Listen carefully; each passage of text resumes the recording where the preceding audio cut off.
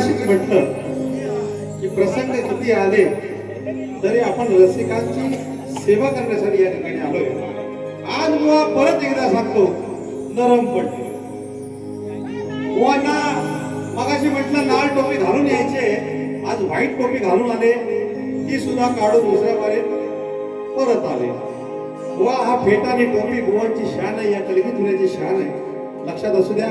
या ठिकाणी नारायण सावंत साहेब यांच्याकडून 200 रुपयाचं पारितोषिक, अध्यक्ष टपळे या अक्षय टपळे यांच्याकडून 1001 रुपये. धन्यवाद. या ठिकाणी वेळ फार कमी आहे म्हणून आमचा नमन लोककलेतील संगमेश्वर तालुक्यातील एक चांगला कलाकार माने मित्र माझा या ठिकाणी हजर आहे, त्याला सुद्धा मानाचा मुद्रा.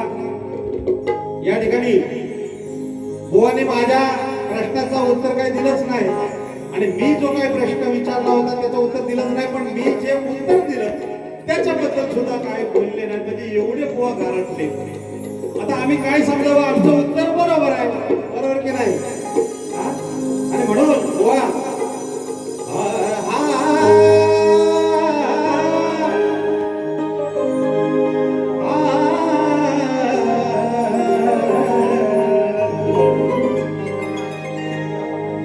साखरेचा स्वभाव धर्म,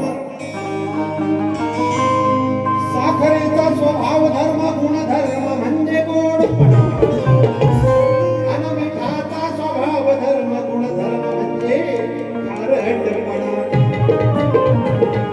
चिंचेचा स्वभाव धर्म गुण म्हणजे आंबटपणा, आणि असा चिंतकदंबुवाला लई लई मोठा गर्व अभिमान मोठेपणा. आणि म्हणून ब्रह्मसिंह लिहायला टियाला कोण फोडील का, आणि बंधू म्हणून नाग ठेविला हा गरुड तयाला सोडील का. कळलं कदंबुवाचे ज्ञान, कळलं कदंबुवाचे ज्ञान, याला पुढे कोण सोडील का. म्हणे बाबूराव मारी आषाढी, अशा कच्च्या मडक्याला कोण फोडील का. आणि म्हणून रेकॉर्ड ब्रेक, रेकॉर्ड ब्रेक केलं या ज्ञान, हे कोण्या जन्माचं पाप भोगते शाप, योग जोडून आला या पुत्रीचा. गीता ऐकता भित्रीचा,